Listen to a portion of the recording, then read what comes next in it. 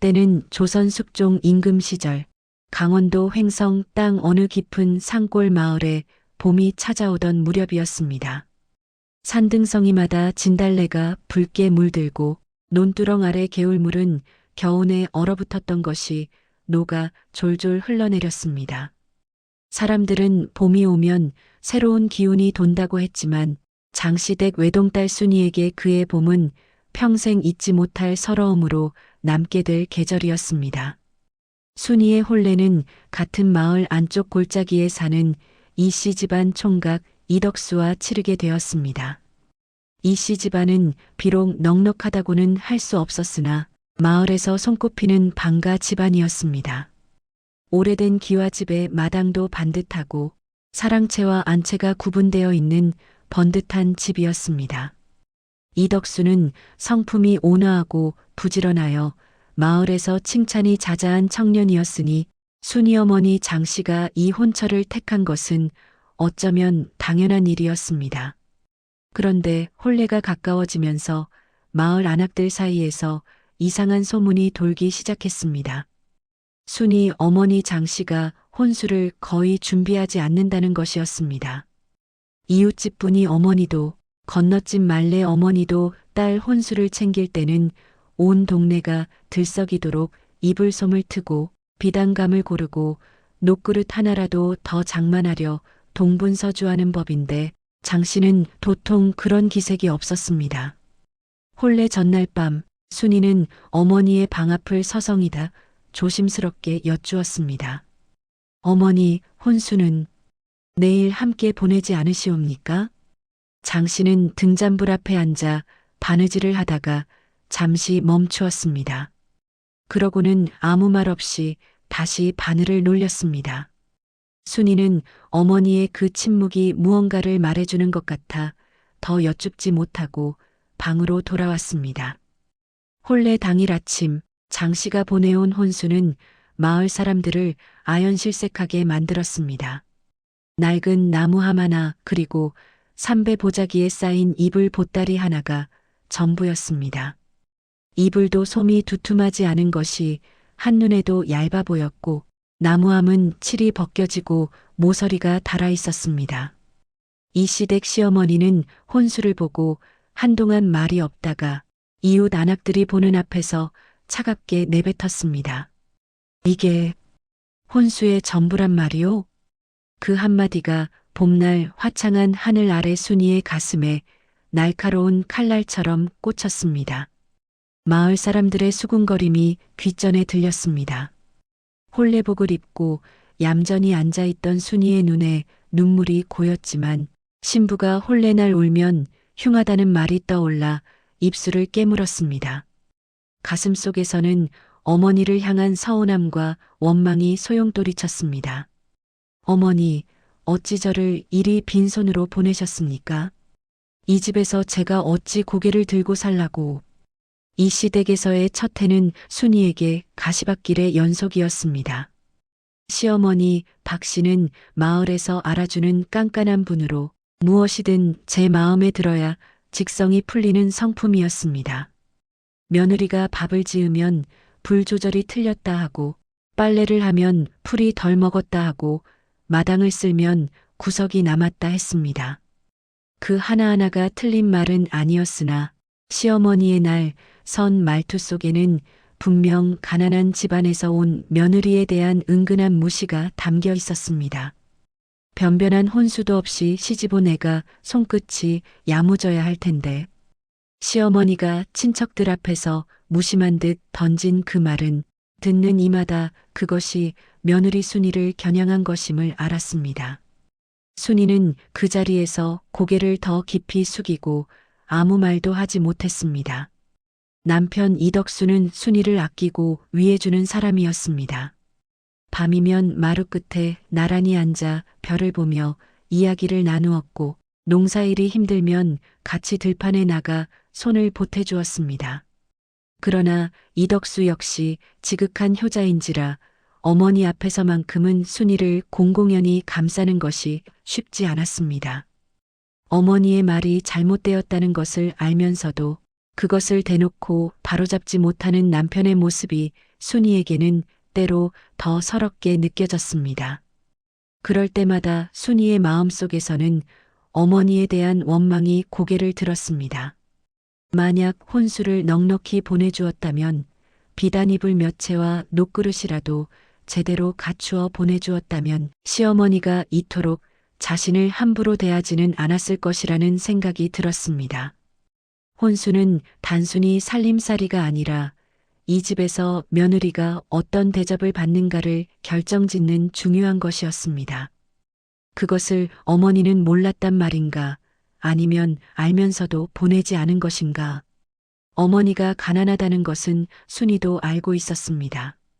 아버지가 일찍 세상을 떠난 뒤 어머니 혼자 순이를 키우느라 얼마나 고생했는지, 손이 터서 겨울에도 맨손으로 빨래를 하셨는지, 끼니 때 반찬 한 가지를 더 올리려고 산나물을 얼마나 뜯어다 팔았는지 순이는 알고 있었습니다. 그러나 그런 어머니조차 딸 혼수만큼은 조금이라도 마련해 보내는 법이었습니다. 남들이 비단 이불을 보낼 때 무명 이불을 보내는 한이 있어도 아무것도 없이 낡은 나무함 하나만 달랑 보내는 어머니의 마음을 순이는 도무지 이해할 수 없었습니다. 그 낡은 나무함은 안채 구석에 놓인 채 먼지만 쌓여갔습니다. 시어머니는 그것을 볼 때마다 못마땅한 눈길을 보내는 것 같았고, 순이는 그 함이 자신의 가난과 초라함을 증명하는 물건처럼 여겨져 볼 때마다 눈길을 돌렸습니다. 순이가 시집 온 지 3년째 되던 해, 조선 팔도를 강타한 대육년이 횡성 땅을 핥히고 지나갔습니다. 봄에 씨를 뿌렸으나 가뭄이 이어지더니 여름에는 큰 홍수가 들어 논밭을 휩쓸고 갔습니다. 가을에 거두어야 할 곡식은 절반도 남지 않았고 마을 사람들은 하나둘 굶주림에 허덕이기 시작했습니다. 이 씨 집안도 예외가 아니었습니다. 그나마 가지고 있던 논밭의 수확이 형편없었고 고가는 바닥이 드러나기 시작했습니다. 시어머니 박 씨는 밥상에 반찬수를 줄이고 쌀에 보리와 조를 섞어 밥을 지었습니다. 며느리 순이에게는 끼니마다 더 적은 양이 돌아왔지만 순이는 군소리 한마디 하지 않고 새벽부터 밤까지 집안일에 몰두했습니다. 그러던 어느 날 남편 이덕수가 깊은 한숨을 쉬며 마당 한 구석에 주저앉았습니다. 순이가 다가가 연유를 묻자 덕수는 낮은 목소리로 말했습니다. 여보, 이대로 가다간 겨울을 나기가 어렵소. 곡간이 거의 비었는데 봄까지 버틸 방도가 없으니. 순이는 가슴이 내려앉았습니다. 시집살이 서러움이야 참으면 그만이었지만 굶주림은 의지로만 버틸 수 있는 것이 아니었습니다. 그 무렵 순이는 친정 어머니 소식이 몹시 궁금하고 걱정스러웠습니다. 이 시집에서도 이 지경인데 홀로 사시는 어머니는 어찌 지내고 계실지, 마을에서 오가는 이야기를 들으니 이쪽 산골 마을보다 저쪽 산골이 더 흉년이 심하다고 했습니다. 어머니는 몸도 예전 같지 않으셨는데 부쩍 쇠약해지셨다는 소식이 바람결에 들려왔습니다. 그날 밤 순이는 잠을 이루지 못하고 천장을 바라보았습니다. 이 씨 집안 살림이 이 지경인데 어머니는 더 어려우실 것이라는 생각에, 그리고 시집살이 3년 동안 쌓인 서러움과 어머니를 향한 원망과 그리움이 뒤섞여 눈물이 흘렀습니다. 겨울이 깊어지던 어느 이른 아침, 순이의 친정 마을에서 이웃 아주머니가 헐레벌떡 달려왔습니다. 이마에 땀이 맺힌 채 숨을 헐떡이며 전하는 말은 순이의 모든 것을 멈추게 만들었습니다. 순이야, 어서 와봐야겠다. 내 어머니가 위독하시단다. 순이는 손에 쥐고 있던 솔방망이를 내려놓고 앞치마를 풀었습니다. 손이 떨렸습니다. 시어머니에게 허락을 구하러 갔더니 박 씨는 잠시 순이를 바라보다가 짧게 말했습니다. 다녀오너라. 어미가 마지막 일지 모르니. 시어머니의 그 한마디에 순이는 눈물을 쏟으며 집신을 신고 친정으로 달려갔습니다. 어머니는 방 안에 누워 계셨습니다. 얼굴은 창백하고 몸은 전보다 훨씬 야위어 있었습니다. 순이가 문을 열고 들어서자 어머니는 힘겹게 눈을 뜨더니 희미하게 웃으셨습니다. 순이야, 왔구나. 어머니. 순이는 어머니 곁에 무릎을 꿇고 앉아 손을 잡았습니다. 뼈만 남은 듯한 가느다란 손에서 어머니가 얼마나 힘든 세월을 보냈는지가 고스란히 느껴졌습니다. 어머니는 힘을 모아 말씀하셨습니다. 순이야, 내 방 아랫목 귀퉁이에 내 혼수 때 보낸 것과 같은 나무함이 하나 있을 것이다. 그것을 가져오너라. 순이는 어리둥절한 마음으로 방 안 아랫목을 살폈습니다. 그리고 거기서 정말로 친정 어머니가 자신의 혼수로 보냈던 것과 똑같이 생긴 낡은 나무 함 하나를 발견했습니다. 함을 꺼내 들었을 때 예상 밖의 묵직한 무게에 순이는 손이 흔들렸습니다. 열어보아라. 어머니의 낮은 목소리에 순이는 조심스럽게 함의 뚜껑을 들었습니다. 그 순간 순이의 눈이 크게 열렸습니다. 함 안에는 땅 문서 2장이 곱게 접혀 있었습니다. 그 옆에는 엽전 꾸러미가 차곡차곡 쌓여 있었고 더 아래에는 작은 쌈지 안에 금비녀 하나가 들어 있었습니다. 그리고 함 바닥에 어머니의 서툴지만 또렷한 글씨로 쓰인 편지 한 장이 놓여 있었습니다. 순이는 떨리는 손으로 편지를 펼쳤습니다. 눈물이 앞을 가리는 가운데 어머니의 글씨가 한자 한자 순이의 가슴에 박혀 들었습니다. 편지의 내용은 이러했습니다. 순이에게 내가 시집가던 날 내가 보낸 혼수를 보고 마을 사람들이 수군거리는 소리를 나는 먼 발치에서 듣고 있었다. 내 시어머니가 실망한 얼굴로 혼수를 바라보는 것도 보았다. 그리고 홀레복을 입은 내가 고개를 깊이 숙인 채 눈물을 참는 것도 보았다. 순이야, 어미도 알고 있다. 비단이불도 보내고 싶었다. 녹그릇도 넣어주고 싶었다.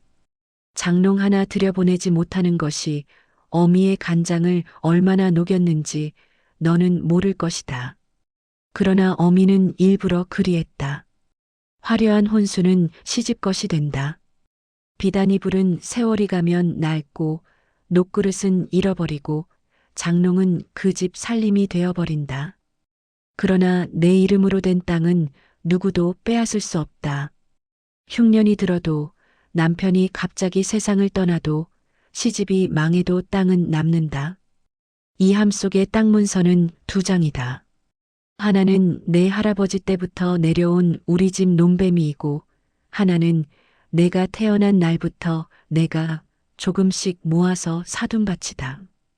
어미가 삭바느질로 손가락이 굳어지도록 모은 돈으로 단오날 시장에서 조금씩 마련한 것이다. 순이야, 어미는 늘 생각했다. 시집에서 밥 한 그릇 덜 먹어도 구박을 받아도 그래도 내가 이 땅 덕분에 끝내 쫓겨나지 않기를. 아무리 어려운 날이 와도 내가 설 자리 하나는 있기를. 남루한 혼수 때문에 내가 수치를 당할 때 어미는 내 곁에서 함께 울고 싶었다. 그러나 그럴 수 없었다. 어미가 해줄 수 있는 것은 눈에 보이는 화려함이 아니라 내가 평생 기댈 수 있는 든든한 것이어야 했기 때문이다. 이 함을 열어보는 날이 어미가 이 세상을 떠나는 날 즈음이길 바란다. 살아있는 동안에는 이것이 내 것이라는 사실을 함부로 알리고 싶지 않았다. 사람들이 알면 탐이 날 것이고 탐이 나면 빼앗으려 할 것이기 때문이다. 조용히 아무도 모르게 그러나 반드시 내 것이 되어야 한다. 순이야, 어미는 죽어도 여한이 없다. 내가 살아갈 자리를 마련해 두었으니 이 땅으로 흉년을 버티고 자식들 공부시키고 늙어서도 고개 숙이지 말고 살아라. 그것이 어미의 마지막 소원이다. 사랑한다. 내 딸 순이야. 편지를 다 읽은 순이는 한동안 말을 하지 못했습니다. 가슴속에서 무언가가 와르르 무너지는 것 같았습니다. 3년 동안 켜켜이 쌓아온 원망과 서운함, 그 모든 것이 한꺼번에 눈물이 되어 흘러내렸습니다. 어머니가 비단입을 한 채 보내지 못한 것이 무능해서가 아니었습니다. 녹그릇 하나 챙겨주지 않은 것이 딸을 사랑하지 않아서가 아니었습니다. 어머니는 처음부터 알고 있었던 것입니다. 화려한 혼수가 한때의 체면은 세워줄지 몰라도 딸의 평생을 지켜주지는 못한다는 것을, 눈에 보이는 것은 잃어버릴 수 있지만 땅은 남는다는 것을. 그래서 어머니는 평생 손가락이 굳어지도록 삭바느질을 하고 단오장날 조금씩 땅을 사면서도 딸 앞에서는 단 한마디도 그 이야기를 하지 않았습니다. 수군거리는 마을 사람들을 묵묵히 견뎌내고 실망한 표정의 시어머니를 담담히 바라보고 홀레복을 입은 딸이 고개를 숙이는 것을 먼발치에서 보면서도 어머니는 입술을 깨물었을 것입니다. 그것이 딸을 위한 최선임을 알기에. 어머니, 순이는 어머니의 손을 두 손으로 꼭 쥐었습니다. 어머니는 힘겹게 미소를 지었습니다. 울지 마라, 순이야. 어미는 괜찮다. 어머니, 저는 어머니를 원망했습니다. 혼수를 제대로 보내주지 않으셨다고. 그 때문에 제가 얼마나 수치를 당했다고. 어머니가 저를 사랑하지 않으시는 줄 알았습니다. 어머니는 조용히 고개를 저으셨습니다. 알고 있다. 그래서 더 미안했다. 그러나 어미가 줄 수 있는 것이 그것이었구나. 두 사람은 한참을 그렇게 손을 잡고 앉아 있었습니다. 바람이 창호지를 흔들었고 마당 한 구석에 쌓인 눈이 처마 끝에서 녹아 한 방울씩 떨어졌습니다. 3년 동안 쌓인 오해가, 어머니의 말로 다할 수 없었던 사랑이 두 사람 사이의 공기 속에 조용히 녹아들었습니다. 어머니는 그의 겨울을 넘기셨습니다. 순이가 하늘에 빌고 또 빈 덕분인지 아니면 아직 딸에게 할 말이 남아있어서인지 봄이 되자 어머니는 조금씩 기운을 차리기 시작하셨습니다. 순이는 이씨 집으로 돌아와 남편 이덕수에게 나무함의 이야기를 털어놓았습니다. 이덕수는 장모님의 깊은 뜻에 눈시울을 붉혔고 두 사람은 어머니의 지혜가 이 집안을 구하리라는 것을 직감했습니다. 그해 가을, 흉년은 2년째 이어지고 있었고 마을에서는 굶어 쓰러지는 사람이 생기기 시작했습니다. 이덕수는 밤마다 고민에 잠겼습니다. 그때 순이가 조심스럽게 입을 열었습니다. 여보, 어머니가 제 이름으로 남겨두신 밭이 있습니다. 지금은 묵히고 있지만 내년 봄에 씨를 뿌리면 이 집안 식구들이 먹고도 남을 것입니다. 그리고 그 밭을 담보로 읍내 상단에서 쌀을 빌려 겨울을 날 수 있을 것입니다. 이덕수는 놀란 눈으로 아내를 바라보았습니다. 그게 무슨 말이오? 장모님이 혼수 대신 마련해 두신 것입니다. 제 이름으로 된 땅 문서가 2장 있습니다. 이덕수는 한동안 말을 잇지 못했습니다. 그러다 조용히 중얼거렸습니다. 장모님이 그런 분이셨구나. 시어머니 박 씨에게도 이 사실을 알렸습니다. 평소 며느리를 박하게 대하던 박 씨였지만 땅 문서를 보고는 한참 동안 침묵에 잠겼습니다. 그러더니 처음으로 며느리 순이에게 고개를 숙였습니다. 내가 사람을 잘못 보았구나. 그리고 내 어미도 잘못 보았다.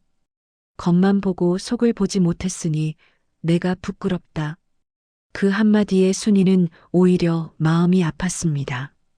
3년 동안의 서러움이 단번에 녹아내리는 것 같았습니다. 시어머니도 순이도 서로가 서로를 오해하고 있었던 것이었습니다.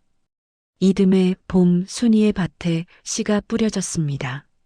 남편 이덕수와 시어머니가 함께 나와 씨를 뿌리는 모습을 바라보면서 순이는 어머니가 정말 지혜로운 분이셨다는 것을 새삼스럽게 깨달았습니다. 화려한 혼수 대신 눈에 보이지 않는 안전망을 만들어주신 것, 그것이 어머니의 사랑이었습니다. 그 여름 순이는 두 어머니를 한자리에 모셨습니다. 친정 어머니를 이 씨 집으로 모셔와 시어머니와 마주 앉게 한 것입니다. 두 사람은 처음에는 서먹서먹하게 인사를 나누었습니다. 시어머니 박 씨가 먼저 입을 열었습니다. 혼수가 변변치 않다고 내가 며느리를 박하게 대했습니다. 이 며느리 어미 앞에서 부끄럽습니다. 친정 어머니 장 씨는 고개를 저었습니다. 아닙니다. 제가 사정을 설명하지 않고 한만 보냈으니 오해를 사도 당연한 일이었습니다. 오히려 그 어려운 흉년에 제 딸을 굶기지 않으셨으니 감사한 마음뿐입니다. 두 어머니는 처음에는 서로를 향해 고개를 숙이다가 이내 서로의 손을 잡았습니다. 그리고 한참을 말없이 손을 잡고 앉아 있었습니다. 각자 자식을 위해 평생을 고생한 두 여인이 그 자식의 행복 앞에서 처음으로 마음을 열었습니다. 순이는 그 모습을 바라보며 눈물을 닦았습니다. 3년 동안의 서러운 시집살이가 어머니를 향한 원망이 낡은 나무함을 볼 때마다 느꼈던 수치심이 지금 이 순간 모두 의미 있는 것이 되었습니다. 그날 저녁 세 사람은 순이가 장만한 밥상을 앞에 놓고 오랜 시간 이야기를 나누었습니다. 두 어머니는 각자가 얼마나 딸을, 며느리를 생각했는지를 이야기했고 순이는 그 이야기를 들으며 자신이 두 어머니의 사랑을 얼마나 두껍게 받고 있었는지를 새삼 깨달았습니다. 순이의 밭에서 난 수확은 그의 가을 이씨 집안의 곳간을 풍족하게 채웠습니다. 인근 마을까지 번진 흉년에 많은 집이 굶주리는 가운데 이씨 집안은 넉넉하지는 않았지만 굶지 않고 겨울을 날 수 있었습니다. 시어머니 박 씨는 이웃에 쌀을 나누어 주기까지 했습니다. 마을 사람들은 이씨 집안이 어떻게 흉년을 버텼는지 신기하게 여겼습니다. 그때 시어머니 박 씨가 대문 앞에서 이웃들에게 말했습니다. 내 며느리 덕분이요. 며느리 어미가 남겨준 땅이 이 집안을 살렸소. 혼례날 남루한 혼수를 보며 수군거렸던 그 사람들이 이제는 고개를 끄덕이며 말했습니다. 장 씨가 참 지혜로운 어미였구나. 그 말이 순이의 귓전에 들렸을 때 순이는 그 어떤 말보다도 기쁘고 고마웠습니다. 어머니가 받아 마땅한 인정을 이제야 받는 것 같았기 때문입니다. 그해 겨울 순이의 친정 어머니 장 씨는 이씨 집에서 따뜻하게 겨울을 보냈습니다. 시어머니 박 씨가 직접 청한 것이었습니다. 홀로 그 산골에서 겨울을 나실 수는 없지 않소. 우리 집에서 함께 지냅시다. 장 씨는 한사코 사양했지만 박 씨의 거듭된 청에 결국 며칠을 함께 지냈습니다. 두 어머니는 밤마다 이야기를 나누며 깊은 정을 쌓았습니다. 세월이 흘렀습니다.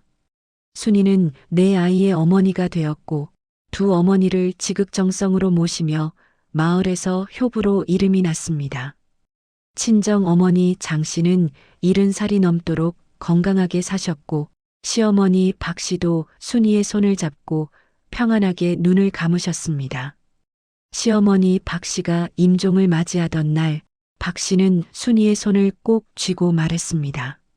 순이야, 내가 처음에 너를 잘못 대했다. 그 죄가 평생 마음에 걸렸다. 어머니, 그 이야기는 이미 오래전에 끝났습니다. 저는 어머니를 원망한 적이 없습니다. 아니다. 있었지. 그래서 더 고맙다. 끝까지 이 어미를 어미로 여겨주었으니. 박 씨는 그 말을 남기고 평온하게 눈을 감았습니다. 순이는 시어머니가 이 세상 사람이 아니게 된 후에도 한동안 그 손을 놓지 못했습니다. 세월은 더 흘렀습니다. 순이의 아이들이 자라 짝을 맞이하게 되었습니다. 딸의 혼례날이 가까워지자 마을 사람들은 순이가 어떤 혼수를 보낼지 은근히 궁금해했습니다. 순이는 그동안 모은 살림으로 넉넉한 혼수를 해줄 수도 있었습니다. 그러나 혼례 당일 순이가 딸에게 보낸 혼수는 마을 사람들을 다시 한번 놀라게 했습니다. 이불 보따리 하나 그리고 낡은 나무함 하나가 전부였습니다. 사람들이 수군거렸습니다. 그러나 이번에는 달랐습니다. 이 씨 마을에서 이미 그 이야기를 아는 사람들이 있었기 때문입니다. 저 나무함 안에 뭔가 있을 거야. 순이가 그냥 빈손으로 딸을 보낼 사람이 아니지. 나무함 안에는 딸의 이름으로 등록된 농뱀이 문서 한 장과 순이가 직접 쓴 편지 한 장이 들어 있었습니다. 편지에는 이렇게 적혀 있었습니다. 내 외할머니가 내게 이 방법을 가르쳐 주셨다. 화려한 혼수는 남의 것이 되지만 내 이름으로 된 땅은 내 것이다. 아무리 어려운 날이 와도 이 땅이 내 등이 되어줄 것이다. 외할머니의 지혜가 이 어미를 살렸듯 이 어미의 사랑이 너를 살릴 것이다. 오랜 세월이 지나 순이도 할머니가 되었습니다. 손자들이 무릎 앞에 모여 앉은 어느 겨울밤, 순이는 안방 구석에서 낡은 나무함 하나를 꺼내왔습니다. 칠은 완전히 벗겨지고 모서리는 더 닳았지만 순이는 그 함을 마치 세상에서 가장 귀한 것처럼 조심스럽게 다루었습니다. 할머니, 그게 뭐예요? 이것은 너희 증조할머니가 이 할미에게 주신 것이다. 이 안에는 아무것도 남아있지 않지만 이 함은 할미가 죽는 날까지 가지고 있을 것이다. 왜요? 순이는 손자들의 얼굴을 하나하나 바라보다가 천천히 입을 열었습니다. 할미가 시집을 갔을 때 이 함을 혼수로 받았다. 그때 할미는 이 함이 부끄러웠다. 마을 사람들이 수군거렸고 시어머니가 실망하는 눈빛을 보였고 할미는 친정 어머니를 원망했다. 왜 이것밖에 보내주지 못했느냐고. 손자들이 숨을 죽이고 들었습니다. 그런데 후에 알았다. 이 안에 들어있던 것이 무엇인지를. 증조할머니는 할미를 위해 평생 모은 것을 이 함 안에 넣어두셨던 것이다. 눈에 보이는 화려한 것 대신 할미가 힘든 날이 와도 쓰러지지 않도록 해주는 것을. 순이는 함을 쓰다듬으며 말을 이었습니다. 사랑은 때로 눈에 보이지 않는다. 남들이 알아주지 않는 방식으로 전해지기도 한다. 화려하지 않고 오히려 수치스러워 보이는 모습으로 올 때도 있다. 그러나 진짜 사랑은 그 사람이 살아가는 힘이 된다. 증조할머니의 사랑이 이 할미를 살렸고 이 할미의 사랑이 너희 어미를 살렸다. 그러니 너희도 기억하여라. 누군가의 사랑을 받고 있다면 그것이 마음에 들지 않는 모양으로 오더라도 함부로 원망하지 마라. 사랑은 항상 받는 사람이 원하는 모양으로 오지는 않는 법이니까. 겨울밤 바람이 창호지를 흔들었습니다. 아궁이 불빛이 방 안을 따뜻하게 물들였고 손자들은 할머니의 이야기 끝에 한동안 말이 없었습니다. 낡은 나무함은 할머니의 손 안에서 조용히 빛나고 있었습니다. 이 이야기는 조선시대 강원도 산골 마을에서 전해지는 이야기이지만 그 안에 담긴 지혜는 시대와 장소를 넘어 지금도 유효합니다. 순이의 어머니 장씨는 가난한 호럼이었습니다. 비단이불도 녹그릇도 장롱도 보내줄 수 없었습니다. 그러나 장씨는 어리석은 어머니가 아니었습니다. 오히려 그 누구보다 지혜로운 어머니였습니다. 장씨는 알고 있었습니다.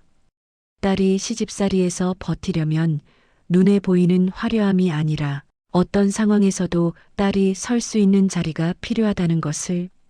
그래서 삭바느질로 굳어진 손으로 오랜 세월에 걸쳐 조금씩 모은 것으로 딸의 이름 앞으로 땅을 마련했습니다. 그것은 단순한 재산이 아니었습니다. 흉년이 와도 시집이 어려워도 남편이 쓰러져도 딸만큼은 굶지 않고 살 수 있게 해주는 안전망이었습니다. 딸이 아무리 힘든 날이 와도 쫓겨나지 않을 버팀목이었습니다. 부모의 사랑은 때로 이렇습니다. 자식이 원하는 모양으로 오지 않습니다. 눈에 보이지 않는 곳에서 남들이 알아주지 않는 방식으로 때로는 오해를 사면서까지 자식을 위한 준비를 합니다. 그 준비의 진짜 의미를 깨닫는 데는 시간이 걸리지만 언젠가 반드시 알게 되는 날이 옵니다. 그리고 그날 자식은 깨닫습니다. 부모의 사랑이 얼마나 깊었는지를, 자신이 얼마나 넓은 사랑 안에서 살아왔는지를. 낡은 나무 함 하나가 비단 입을 열채보다 무거운 까닭은 바로 그 때문입니다. 지성이면 감천이라 했습니다. 장 씨의 지극한 마음이 딸을 살렸고 딸의 지극한 마음이 시집 식구들의 마음을 열었습니다. 겉으로 보이는 것이 전부가 아니며 진심은 반드시 그 빛을 발하는 때가 온다는 것을 이 이야기는 우리에게 전합니다. 그 낡은 나무 함 하나가 세대를 넘어 전해지는 동안 그 안에 담긴 어머니의 지혜와 사랑도 함께 전해졌습니다.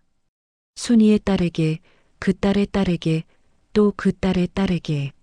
눈에 보이지 않지만 가장 단단한 것, 그것이 진짜 사랑이라는 이야기와 함께 진짜 사랑은 눈에 보이지 않는 곳에서 남들이 알아주지 않는 방식으로 전해진다는 것을, 화려하지 않아도 오히려 수치스러워 보여도 그 안에 담긴 진심은 반드시 빛을 발한다는 것을, 부모의 지혜로운 사랑이 자식의 평생을 지켜준다는 것을. 이 이야기가 마음에 와닿으셨다면 좋아요와 구독 부탁드립니다.